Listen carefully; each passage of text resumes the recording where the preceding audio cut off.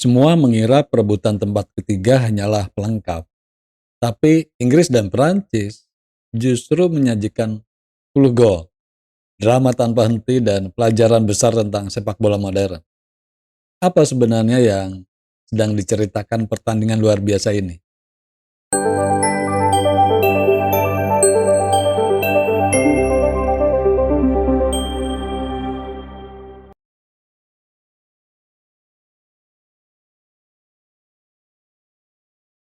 Bagian orang menganggap perebutan tempat ketiga hanyalah penutup formal sebuah Piala Dunia. Tapi Inggris dan Prancis membuktikan sebaliknya. Pertandingan ini menghadirkan 10 gol, perubahan momentum yang dramatis dan kualitas menyerang yang luar biasa. Sebagai pengamat sepak bola amatir, saya melihat laga ini bukan hanya pesta gol, tapi cermin tentang bagaimana sepak bola modern terus berubah dan berkembang.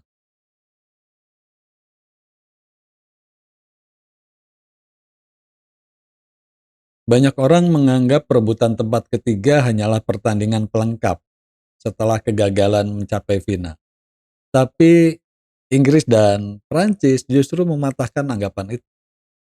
Sejak peluit pertama dibunyikan, kedua tim bermain terbuka, menyerang tanpa rasa takut dan menciptakan tempo tinggi. Pertandingan ini berubah menjadi tontonan spektakuler yang memperlihatkan bahwa harga diri, kebanggaan nasional, dan semangat kompetisi tetap hidup sampai laga terakhir turnamen. Tidak ada yang menyangka pertandingan perebutan tempat ketiga akan menghasilkan 10 gol. Inggris tampil sangat agresif sejak awal dan mampu membangun keunggulan besar sebelum Prancis bangkit memberikan perlawanan sengit. Skor akhir 6-4 bukan hanya angka yang mengejutkan, tapi bukti bahwa kedua tim memilih menyerang daripada bermain aman. Inilah salah satu pertandingan paling menghibur dalam sejarah Piala Dunia modern. Di balik pesta gol tersebut tersimpan cerita yang lebih dalam. Inggris datang membawa kekecewaan setelah gagal melaju ke final. Sementara Prancis berusaha menebus kekalahan dari Spanyol. Alih-alih bermain hati-hati, kedua tim justru memperlihatkan keberanian mengambil resiko. Hasilnya, pertandingan penuh emosi yang memperlihatkan kualitas menyerang luar biasa sekaligus kelemahan bertahan yang sangat nyata. Sebagai pengamat sepak bola amatir, saya melihat laga ini bukan hanya duel memperebutkan medali perunggu. Pertandingan ini menjadi laboratorium yang memperlihatkan arah perkembangan sepak bola modern. Intensitas tinggi, transisi cepat, processing agresif, dan keberanian menyerang terus dipertontonkan selama 90 menit. Ketika kedua tim memilih terus bermain menyerang, lahirlah pertandingan yang akan lama dikenang oleh para pecinta sepak bola. Mungkin inilah ironi terindah dalam Piala Dunia 2026. Final memang menentukan siapa yang menjadi juara dunia, tapi perebutan tempat ketiga justru menghadirkan drama yang tidak kalah memikat. Inggris dan Perancis membuktikan bahwa sebuah pertandingan tidak dikenang karena statusnya, tapi karena cerita yang diciptakannya. Dan pertandingan ini berhasil meninggalkan kisah yang pantas menjadi bagian dari sejarah sepak bola dunia.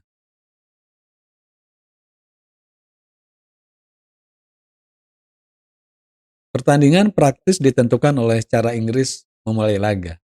Mereka tampil dengan intensitas tinggi, pressing agresif, dan keberanian menyerang sejak menit pertama. Dalam waktu singkat, pertahanan Prancis terus dipaksa melakukan kesalahan sampai Inggris membangun keunggulan besar. 4 gol pada babak pertama bukan hanya keunggulan skor, tapi bukti bahwa Inggris datang dengan rencana permainan yang dieksekusi hampir tanpa celah.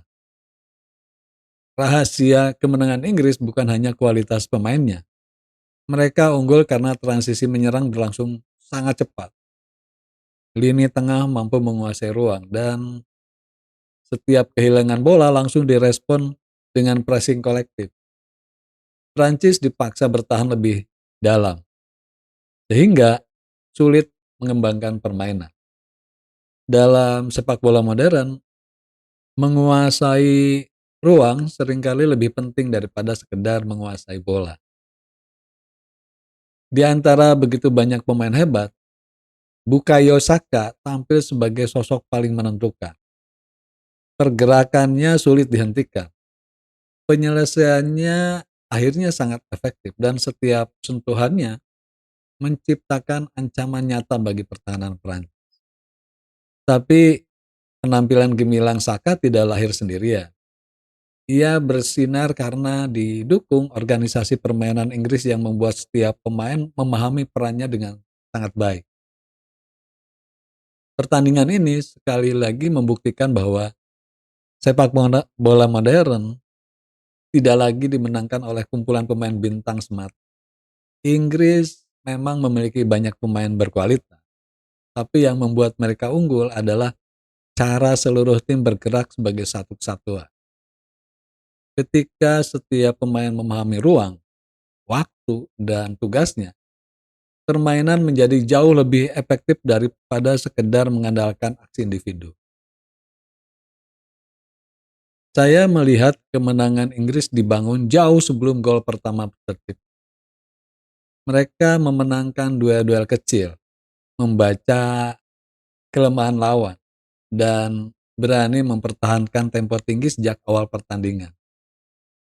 Babak pertama menjadi contoh sempurna bagaimana persiapan taktik, disiplin kolektif, dan keberanian menjalankan strategi mampu mengubah pertandingan besar menjadi kemenangan yang sangat meyakinkan.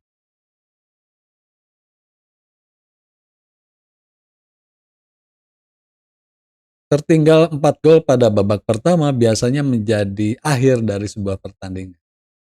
Tapi Prancis menunjukkan kenapa mereka tetap layak disebut sebagai salah satu kekuatan terbesar dunia. Memasuki babak kedua, ritme permainan berubah. Mereka bermain lebih berani, meningkatkan intensitas serangan, dan mulai menemukan celah di pertahanan Inggris. Kebangkitan itu membuktikan bahwa mentalitas juara tidak pernah hilang, bahkan ketika situasi tampak hampir mustahil untuk dibalikkan. Bayangkan tertinggal 4 gol, lalu mampu mencetak 4 gol balasan. Itulah yang dilakukan Prancis. Mereka memperlihatkan keberanian menyerang tanpa kehilangan keyakinan. Sayangnya, waktu tidak lagi berpihak pada mereka.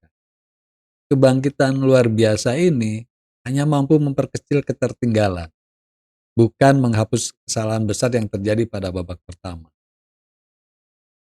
Di tengah kekalahan, Kylian Mbappe kembali menunjukkan kualitasnya sebagai pemain kelas dunia.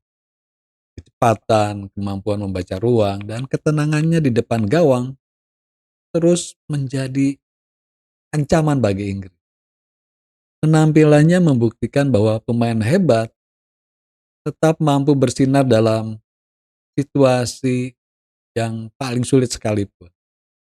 Tapi ya, sepak bola adalah permainan kolektif. Ketika organisasi tim tidak berjalan sempurna sejak awal, bahkan performa individu terbaik pun sulit mengubah hasil akhir. Pertanyaan besarnya bukan kenapa Prancis mampu mencetak 4 gol, tapi kenapa mereka baru bermain sebaik itu setelah tertinggal jauh. Sepanjang babak pertama, organisasi pertahanan mereka terlalu mudah ditembus dan transisi negatif berjalan lambat. Ketika permainan akhirnya menemukan ritme terbaik, jarak skor sudah terlalu lebar untuk dikejar. Tidak semua kekalahan harus dipandang sebagai kegagalan total. Prancis memang pulang tanpa medali perunggu, tapi mereka memperlihatkan karakter yang luar biasa dengan terus bertarung sampai menit akhir. Kebangkitan itu menjadi pengingat bahwa dalam sepak bola, kehormatan tidak hanya diukur dari kemenangan, tapi juga dari keberanian untuk terus berjuang ketika keadaan tampak tidak lagi berpihak kepada kita.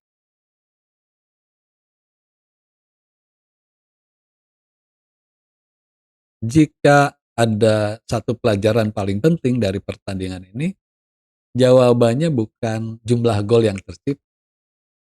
Inggris menang karena sistem permainannya bekerja lebih efektif sejak menit pertama. Setiap pemain memahami peran, ruang, dan waktu untuk bergerak. Sebaliknya, Prancis baru menemukan ritme terbaik setelah tertinggal jauh.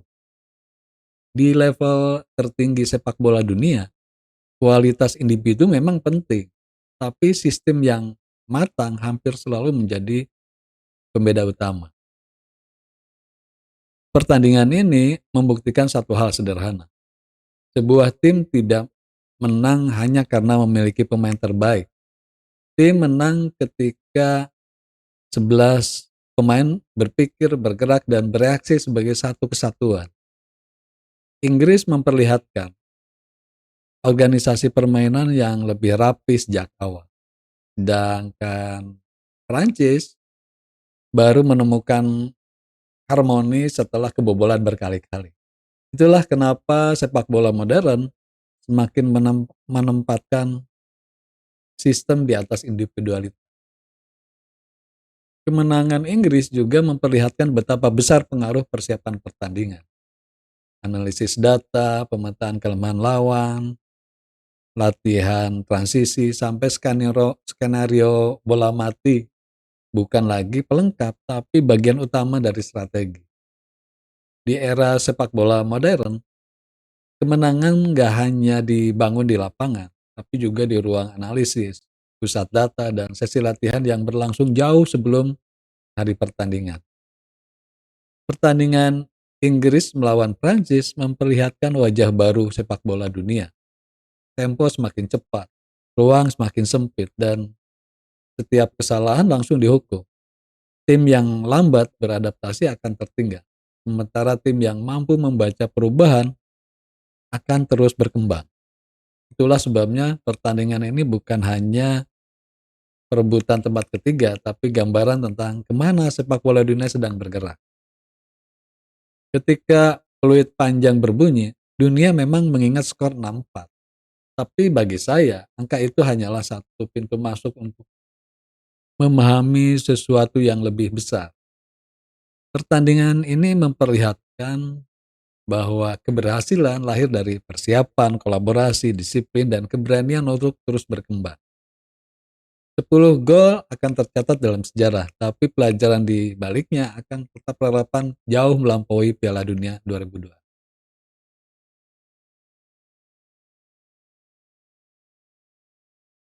Seringkali kita terlalu sibuk melihat siapa yang menjadi juara, sampai melupakan pertandingan yang justru menyimpan pelajaran terbesar. Inggris memang membawa pulang medali perunggu, tapi kemenangan itu lebih dari sekedar posisi ketiga.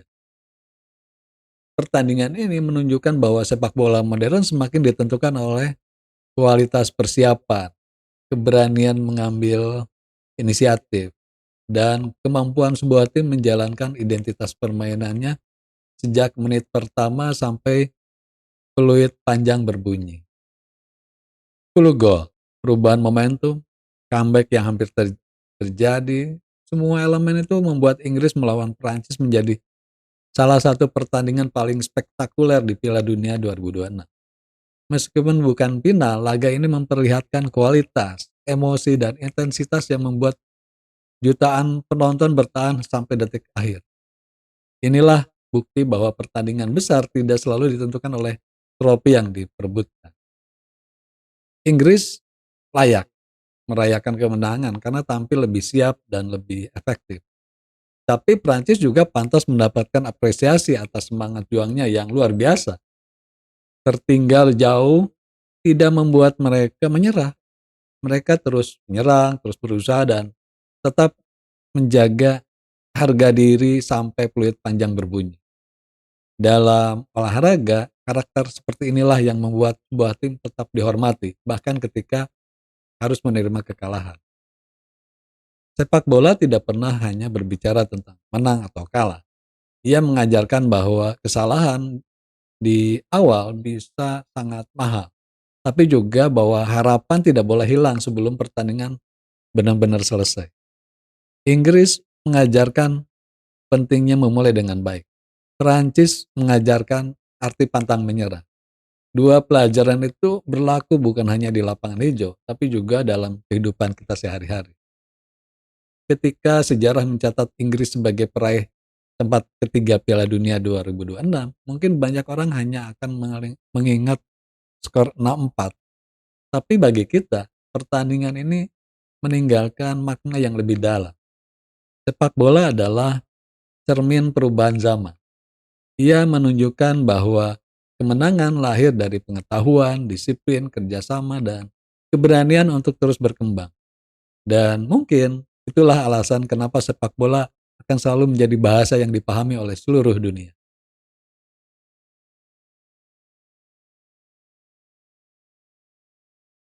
Inggris menutup Piala Dunia 2026 dengan medali perunggu. Tapi pertandingan ini meninggalkan warisan yang jauh lebih besar daripada sekedar hasil akhir. 10 gol, perubahan momentum, dan keberanian kedua tim menunjukkan bahwa sepak bola terus berevolusi. Pada akhirnya, yang dikenang bukan hanya siapa yang menang, tapi pelajaran tentang strategi, karakter, dan semangat yang lahir dari setiap pertandingan. Bagaimana menurut teman-teman? Apakah Inggris memang layak meraih tempat ketiga atau Prancis pantas mendapatkan hasil yang lebih baik?